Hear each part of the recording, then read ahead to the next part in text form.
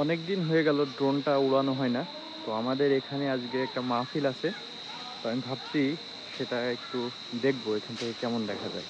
ঠিক আছে, এই যে আমার ড্রোনটা তোমাদের রেডি, সে টেক আপ করছে।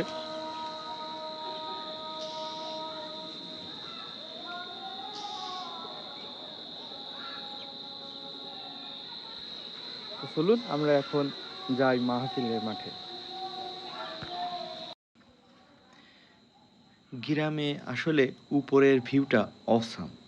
আমি যতবারই ড্রোন ফ্লাই করি ততবারই উপরের ভিউ দেখে মুগ্ধ হই।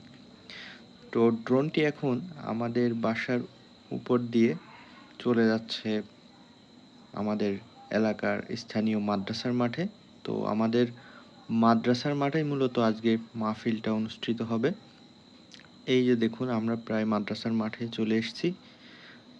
এই যে ফাঁকা জায়গাটা দেখা যাচ্ছে এটাই হলো আমাদের মাদ্রাসা মাঠ। আর এখানে এই যে দেখা যাচ্ছে একটা ছোট স্টেজ আছে এবং একটি ব্যানার দেওয়া আছে ইতোমধ্যে। এখানে কোনো সামিয়ানা হয়তো করা হয়নি এখনো, কারণ যেহেতু এখনো বিকেল।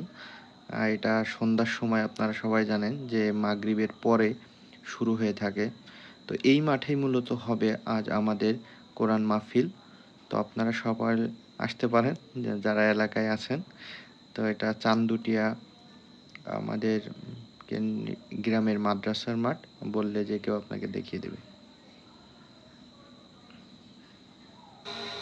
তো দেখতেই পাচ্ছেন সে কিন্তু ভিডিও করে চলে এসছে।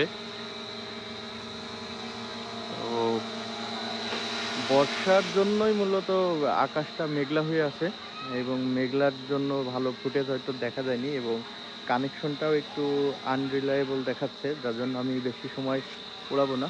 খুব দ্রুতই এটাকে ল্যান্ডিং করে বাসায় নিয়ে আসলাম। আর কেন, হারিয়ে গেলে তো বিপদ।